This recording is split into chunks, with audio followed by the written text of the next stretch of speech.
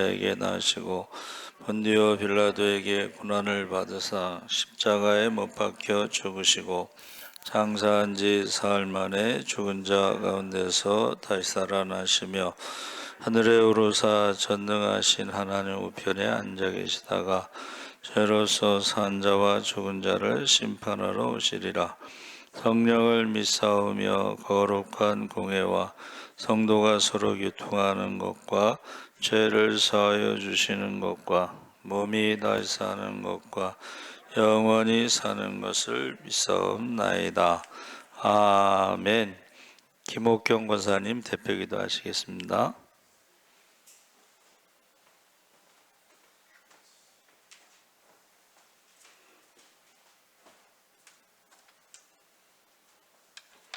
하나님 참 감사합니다. 한 3일간도 세상 속에 흩으셨다가 이제 이 저녁에 하나님의 은혜를 갈구하는 마음으로 이곳에 왔사오니 저희 영혼들을 불쌍히 여기시어 하나님의 충만한 은혜로 이 시간을 함께할 수 있게 하여 주시옵시고 미참한 발걸음들 하루속히 함께하여 주셔서 그들이 하나님 전에 나와서 예배할 수 있는 그런 자가 다 될 수 있도록 주님 도와주시옵소서.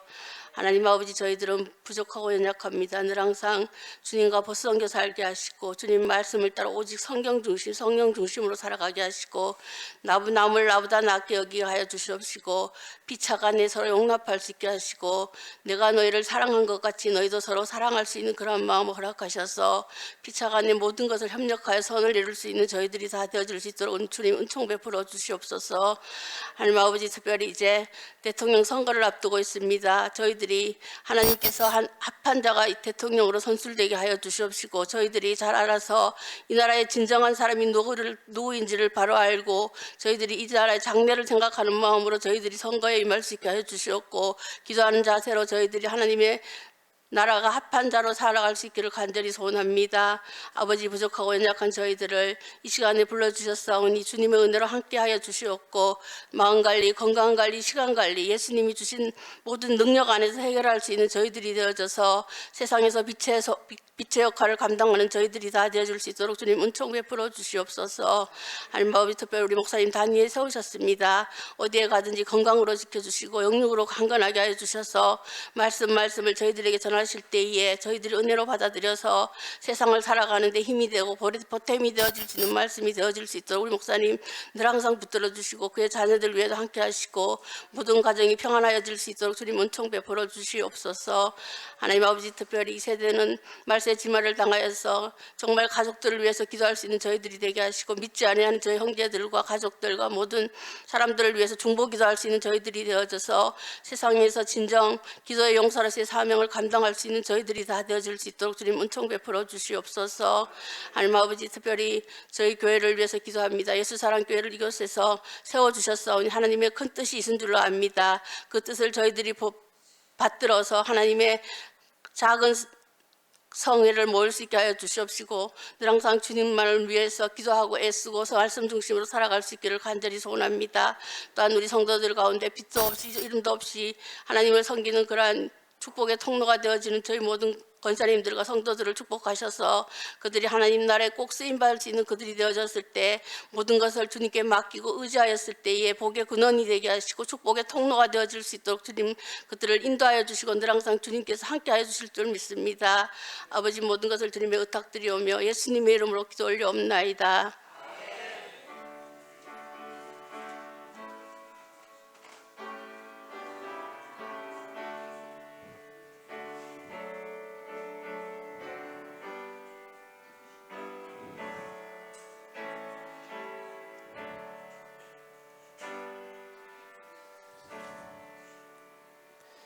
하나님 말씀은 사도행전 9장 32절에서 43절까지 함께 읽겠습니다. 202쪽에 있습니다.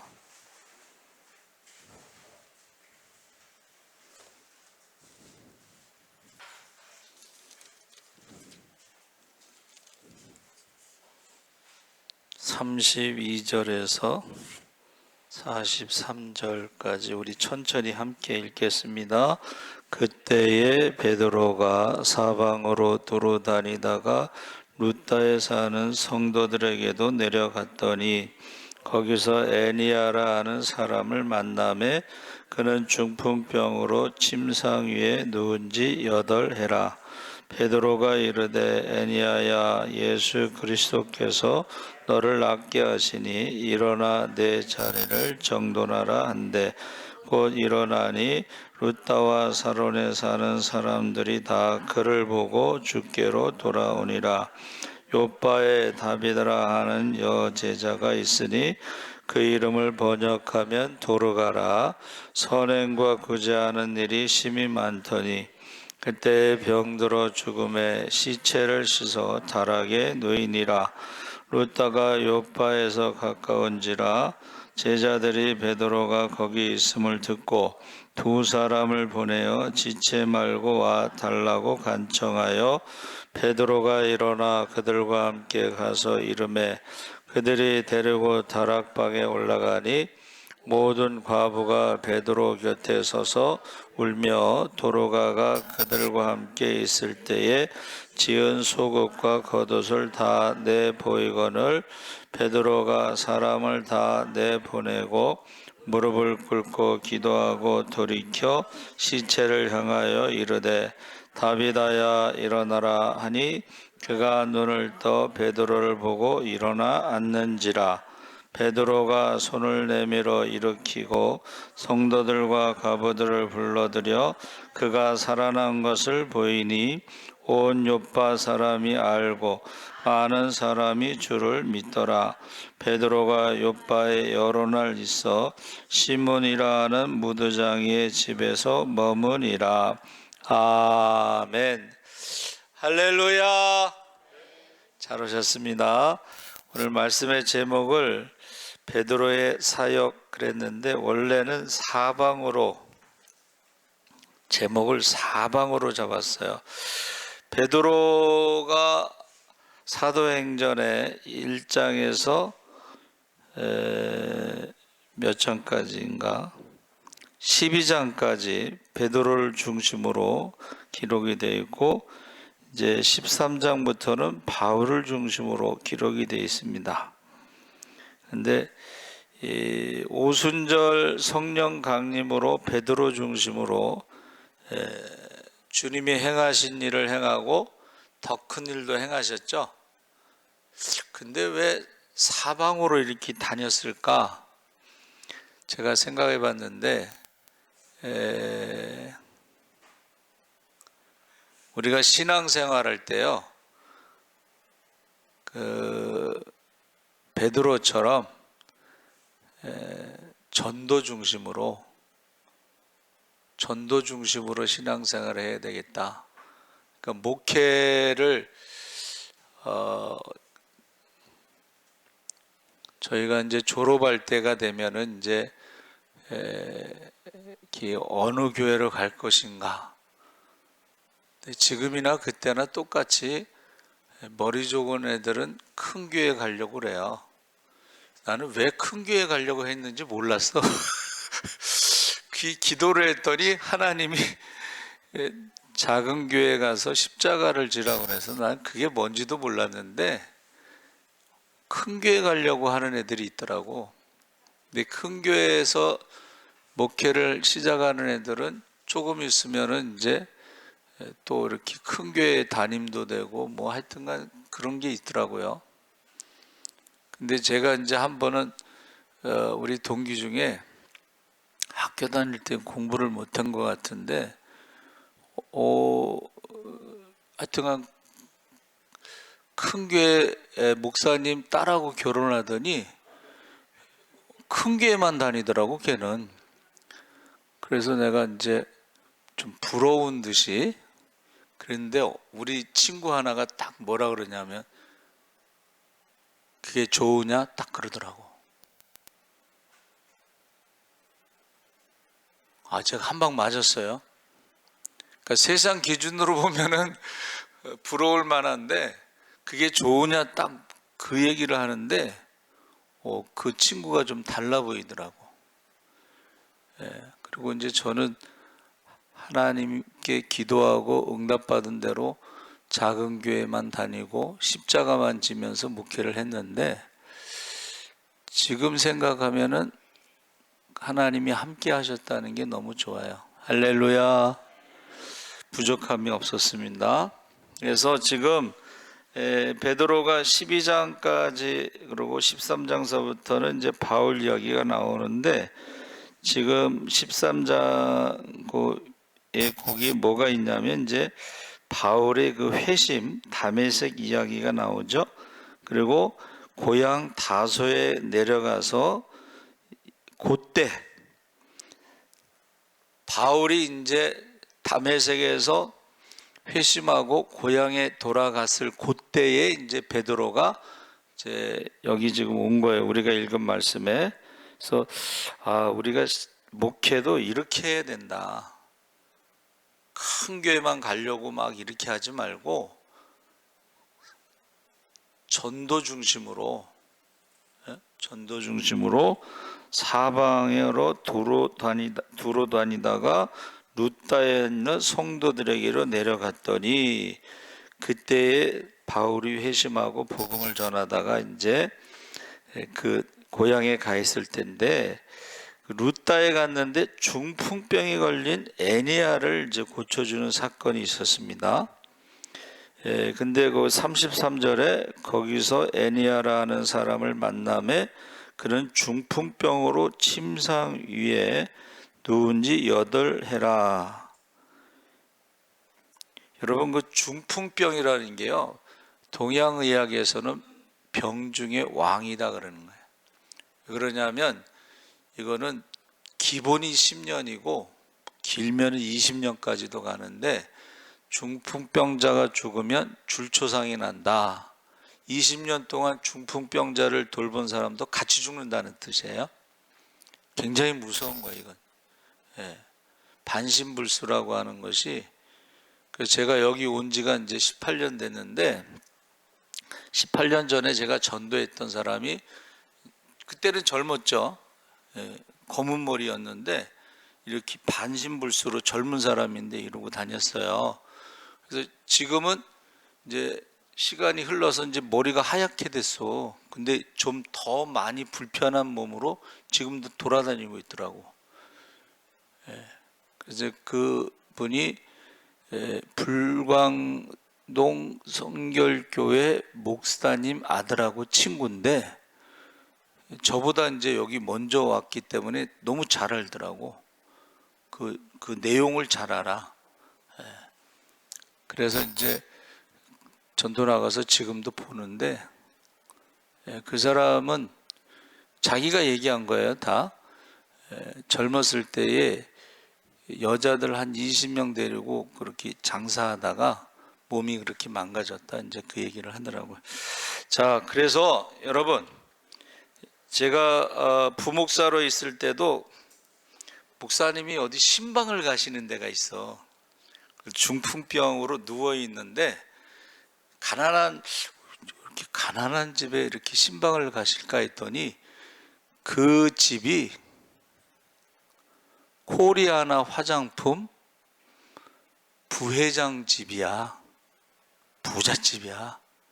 근데 그 집은 이제 가난한데 갔더니 침대를 이렇게 손으로 만들어서 만든 침대 있죠. 나무로 만들어 놓은 침대에 누워 있는데 이제 신방을 갔는데 어둡고 냄새 나는데 이제 신방을 갔는데 그 여자분인데 막 울어.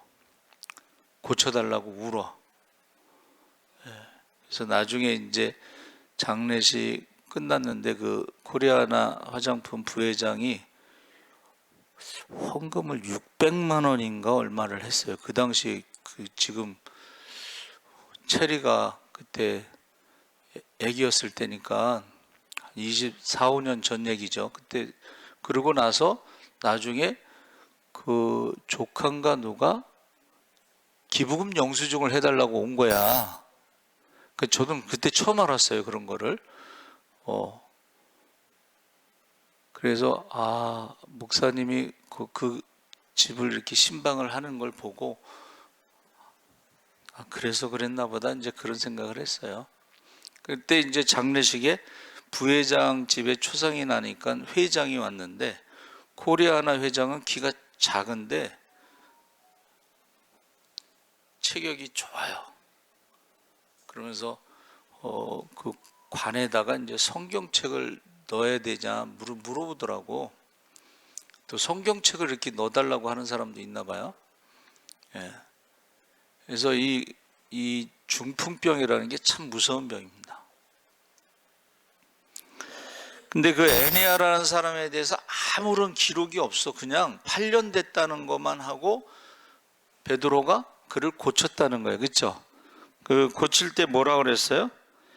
베드로 34절에 베드로가 이르되 애니아야 예수 그리스도께서 너를 낫게 하시니 일어나 내 자리를 정돈하라 한데 곧 일어나니 베드로는 애니아에게 예수 그리스도께서 너를 낫게 하시니 일어나라 했을 때에 자리를 정돈하라 그랬다는 거예요. 자리 정돈하라는 것은 이제 헬라어로 스트론니오라고 그랬는데 이것은 이제 준비하다 이런 뜻이에요.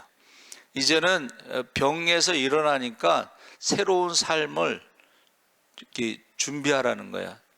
예? 계속 누워 있을 생각하지 말고 다 났으니까 일어나라. 이렇게 준비하라. 그래서 우리가 예수 믿으면요, 중풍병에서 일어난 것처럼 새로운 삶을 준비하고 새로운 삶을 시작하는 거예요. 그래서 저도 첫 번째는 이제 베드로처럼 우리는 전도 중심으로 신앙생활하고 목회도 전도 중심으로. 예?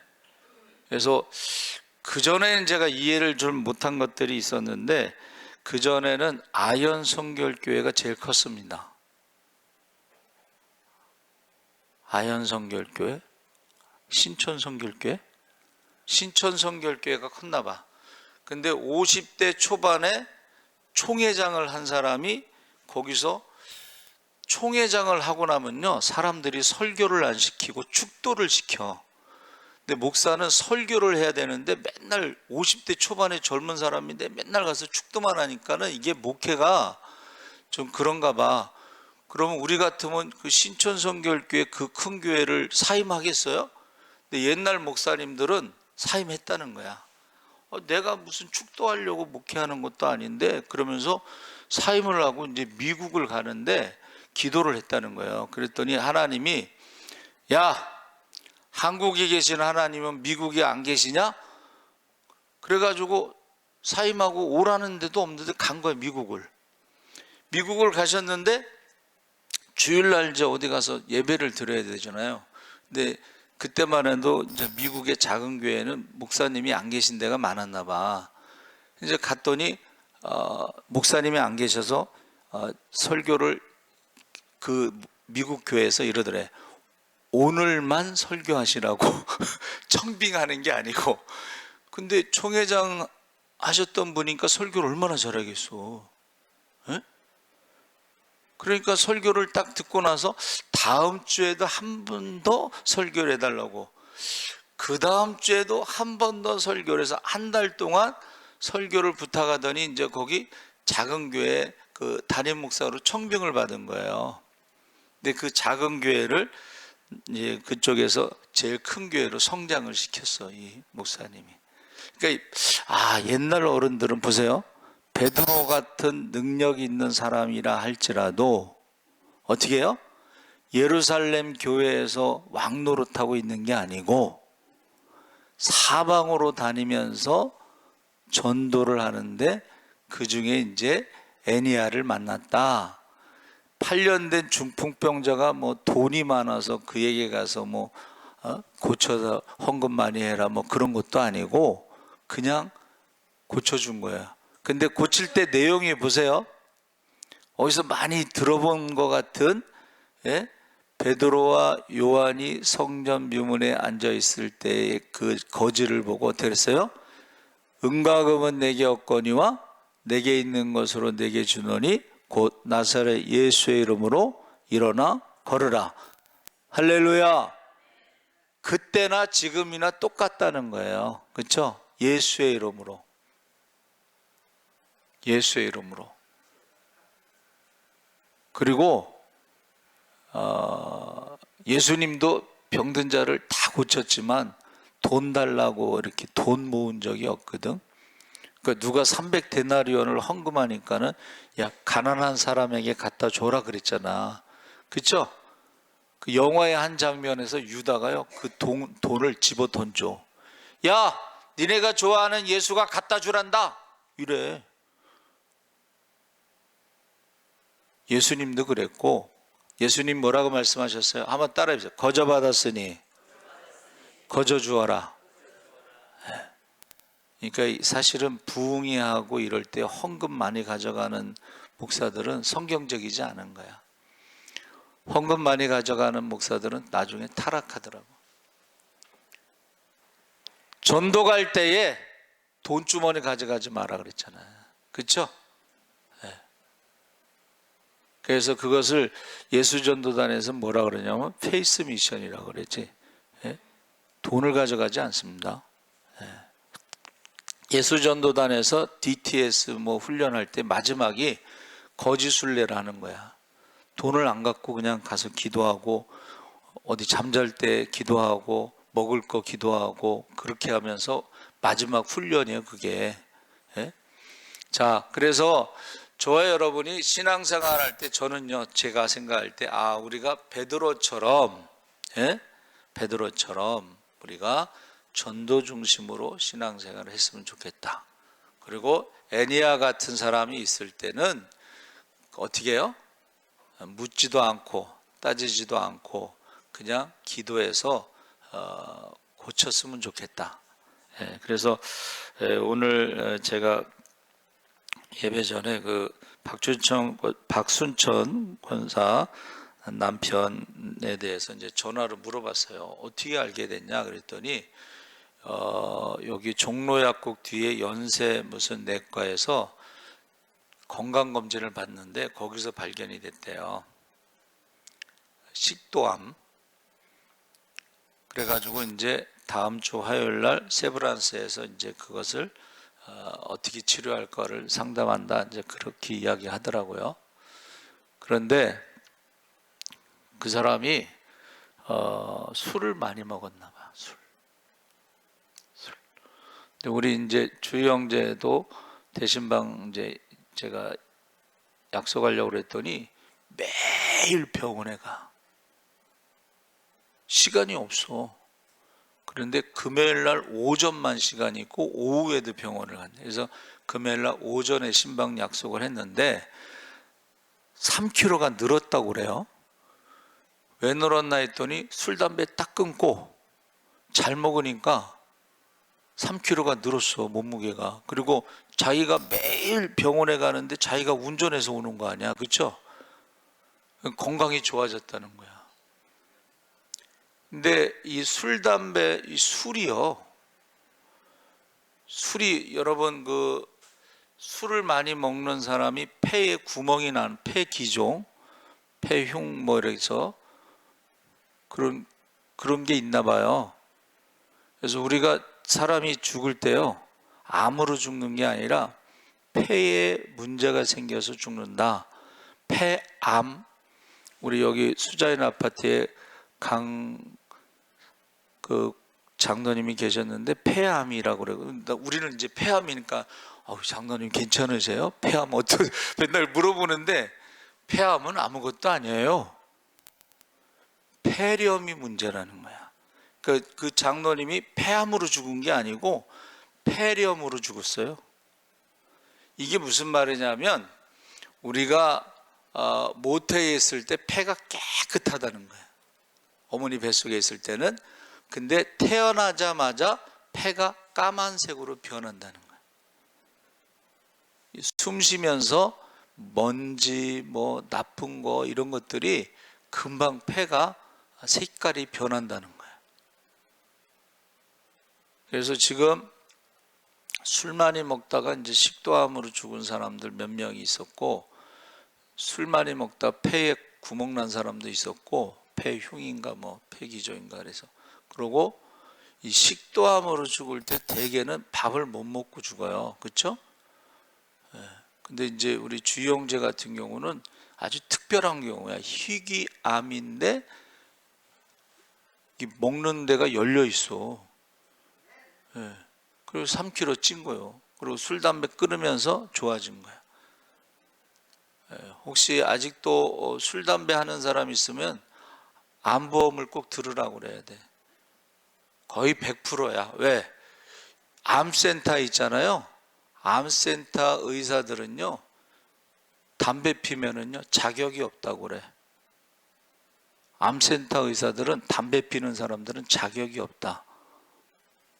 거기서 일을 할 수가 없어요.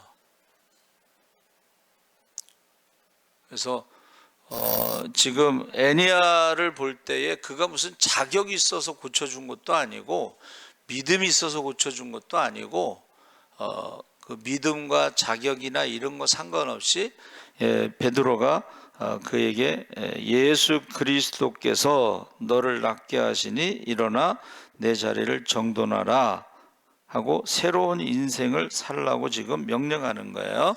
그래서 예수님께서도 많은 사람을 병을 고칠 때 다시는 죄를 짓지 말라 그렇게 말씀하시죠. 새로운 인생을 살지 않고 죄를 지면 다시 병이 생길 수가 있어요. 여러분 공부를 좀 해야 돼. 암이 생겼다는 것은 면역력이 떨어졌다는 것입니다.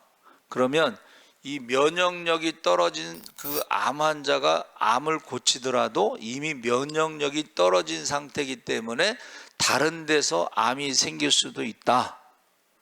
그리고 재발할 수도 있다. 이거를 알아야 되는데 암 다 고쳤다고 술, 담배 자유롭게 하면은요 100%야 이거는 100%입니다.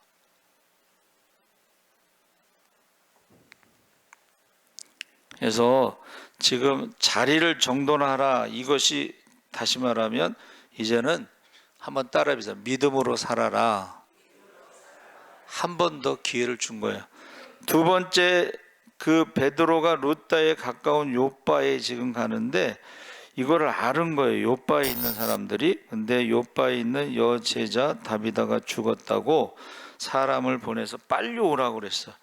뭐 장례식을 치르기 위해서 오라는 건 아니죠. 왜냐하면 이 사람들은 어떻게 해요?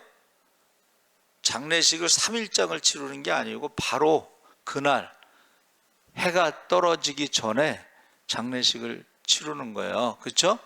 그러니까 이 빨리 오라는 것은 이 사람들이 죽은 다비다를 살려달라고 빨리 오라고 한 것과 같은 그런 생각을 가질 수가 있습니다. 그래서 40절에 베드로가 사람을 다 내보내고 무릎을 꿇고 기도하고 돌이켜 시체를 향하여 이르되 다비다야 일어나라 하니 그가 눈을 떠 베드로를 보고 일어나 앉는지라. 그래서 36절에 다비다는 선행과 구제하는 일이 심히 많은 사람이라서 요바에 있는 사람들이 다 알고 있는 거야. 아, 다비다가 어떤 사람이라는 거를 다 알고 있었다는 거예요. 39절에 다비다가 살아생전에 만들어 주었던 속옷과 겉옷들이 있는데 그것을 증거로 보여준 거죠. 선행과 구제에 대해서. 그래서 다비다를 살린 베드로의 그 치유 사건을 통해서 우리가 생각할 수 있는 것은 여러분 저와 여러분이 죽더라도 우리가 어떻게 살았는가를 사람들이 말을 한다는 거예요. 그래서 제가요 삶의 발자취 이것을 검색을 했어. 근데 우리나라 말에 발자취란 말은 두 번밖에 안 나오는데 욥기서에 나오고 이사야서에 나오는데 하나님이 그 발자취를 보신다는 거야. 아, 이 사람이 어디 이렇게 살았다는 걸 보시고 사람들이 그 발자취를 보는 것은 해코지 하려고 사람들이 발자취를 보는 거예요. 예수님이 공생의 3년 동안 어떻게 해요? 예수님을 죽이려고 계속 그들이 엿보았다는 거예요. 복음서에 보면 엿보았다 그랬거든. 예? 그럼 여러분의 발자취도 지금 다 하나님이 보고 계셔. 그리고 사람들도 여러분의 발자취를 기억하고 있어. 그래서 제가 자주 말씀드렸죠. 저희 모교의 장로님, 원로 장로님이 돌아가셨는데 저희 어머니가요 관뚜껑을 열어서 얼굴을 보겠다고. 난 왜 그러신가 했더니 그 장로님이 살아계실 때 나무 장사를 하고 가난했어요. 나무 장사. 지금도 있는지 모르겠지만 옛날에 나무 장사를 했는데 이 심는 나무 있죠? 그런 거를 장사를 해서 가난한데도 가난한 사람들을 많이 도와줬어. 그 중에 하나가 우리 어머니야. 그러니까 그 장로님한테 도움을 받았기 때문에 장로님이 돌아가셨을 때 염이 끝났는데 그 장로님 얼굴을 보여달라고 관뚜껑을 열어달라고 그랬어요. 그래서 알게 된 거죠. 그러니까 그 원로 장로님이 돌아가셨을 때에 몰랐던 일들이 이제 다 드러나는 거야. 아, 이랬구나, 이랬구나 하는 것이 여러분, 저와 여러분도 마찬가지예요. 저와 여러분도 우리가 하나님이 부르셨을 때에 그 다음에 하나님도 아시지만 사람들도 안다는 거예요. 그 발자취를. 그래서 이 치유 사건을 정점으로 해서 이제 또 다비다를 살린 것을 정점으로 인해서 결과가 뭐예요? 결과가 뭐냐면 요바에 있는 사람들이 예수 믿는 사람들이 많았다는 거예요. 그러니까 저와 여러분이 신앙생활 하면서 저와 여러분 때문에 예수 믿는 사람들이 많아지기를 바랍니다. 믿음의 자녀들이다. 믿음의 자녀들. 우리가 지금 도미니카 예수사랑교회 지금 선교 헌금 보내잖아요. 그렇죠? 60만 원을 보냈는데 30만 원은 교회에서 보내는 거고 30만 원은 저희 가정에서 보내는 거예요. 근데 새로 2명이 등록했다는데 얼마나 이게 기쁜지 몰라. 우리가 선교비 보내고 그리고 기도하고 그러면서 2명이 등록했다는 거야. 2명. 별로 놀라지를 않으시네. 예. 여러분 때문에, 저와 여러분 때문에 예수를 믿는 사람이 많아지기를 바랍니다. 그래서 지금 간증, 제가 간증을 좋아하는데, 예? 우리 김대순 장로님 간증 그 보세요. 예? 어느 장로님이 땅을 주셨다고 그랬어. 그 아버지가 이제 그 어부 배 타고 나가면 막 뭐 1년, 2년 있다 오는데 10남매니까 얼마나 힘드시겠어. 근데 장로님이 와서 땅을 주셨대. 그 장로님이. 예? 그 장로님이 뿌린 거야. 우리 박윤준 장로님 있죠?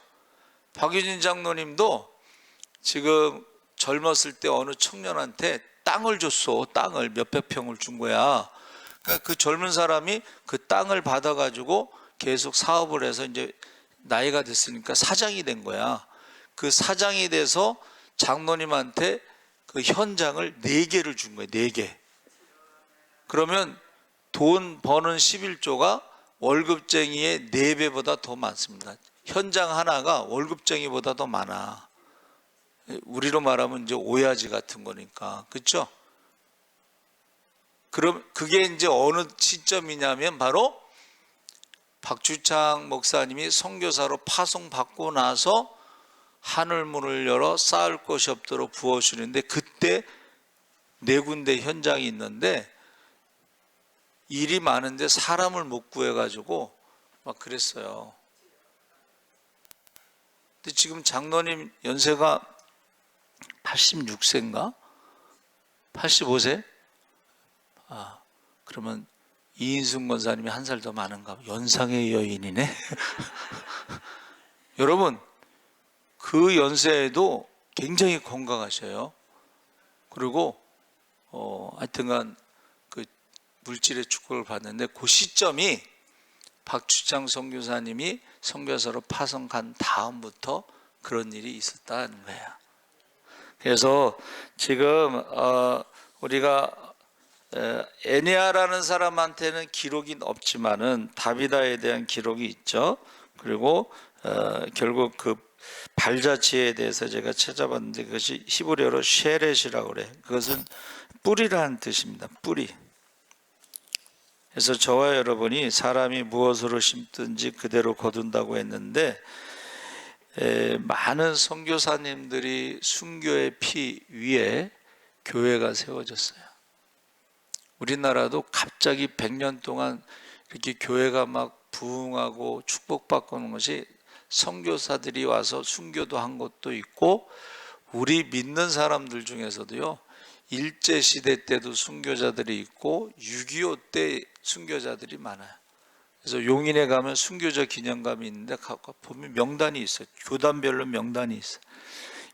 일제시대 때는 우리 교단에 뭐 순교자 뭐 이런 게 많지가 않았는데, 6.25 때는요, 문준경 전도사님이 신안의 그 천사섬에서 거기서 순교자가 많이 나왔어요.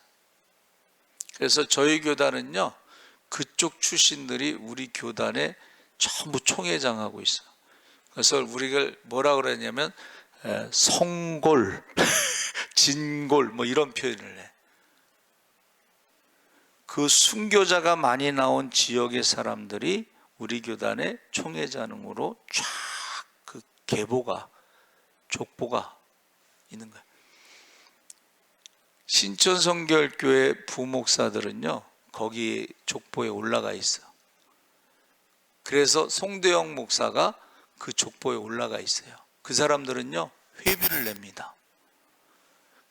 그러니까는 교회가 나면은 그 사람들이 다 큰 교회 가는 거야.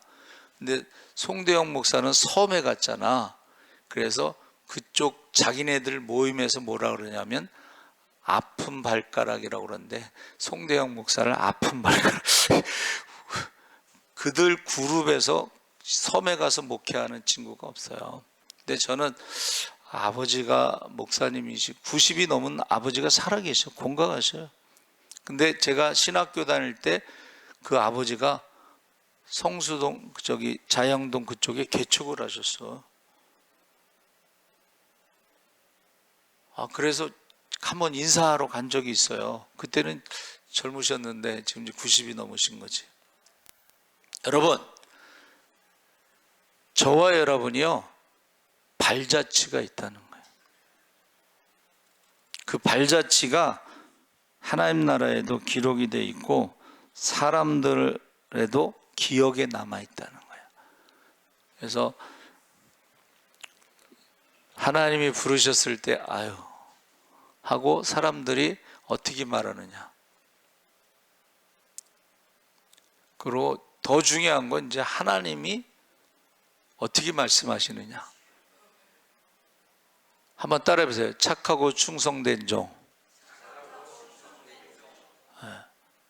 그렇게 말씀하시는가, 아니면 악하고 게으른 종, 이렇게 말씀하시는가.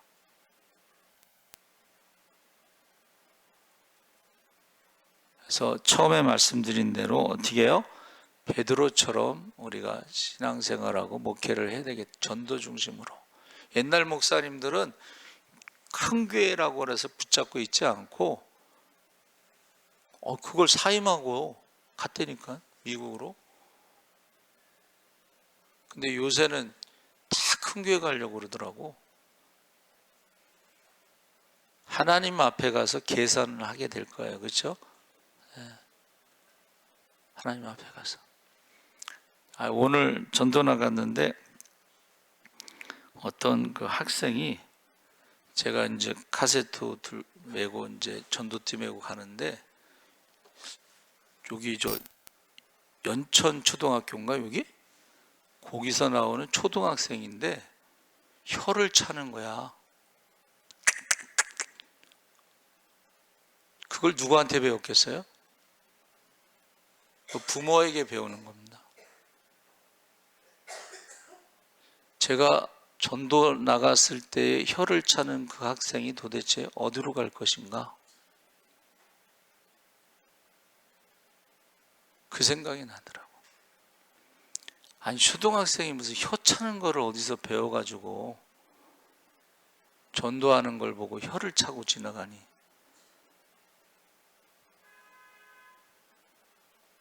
그렇다고 내가 가서 한 대 때릴 수도 없고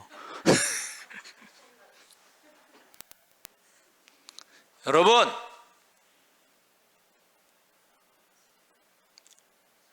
그 학생의 혀차는 소리를 하나님도 들으십니다. 내 귀에 들린 대로, 하나님의 귀에 들린 대로 말을 함부로 하는 사람들이 있는데 난 걱정이 돼. 걱정이 돼. 말을 함부로 하는 사람들 걱정이 돼. 하나님 들으시고 내 귀에 들린 대로. 그래서 저와 여러분이 발자취를, 저는 발자취라는 단어를 제가 찾아본 거야. 그랬더니 욥기서에 한번 나오고 이사야에서 한번 나오는데, 욥기서에 나오는 것은 하나님이 그 발자취를 보시는 거고, 이사야에서 나오는 것은 사람들이 그 발자취를 보는데, 대개 사람들은요 나쁘게 얘기해. 나쁜 점만 기억해.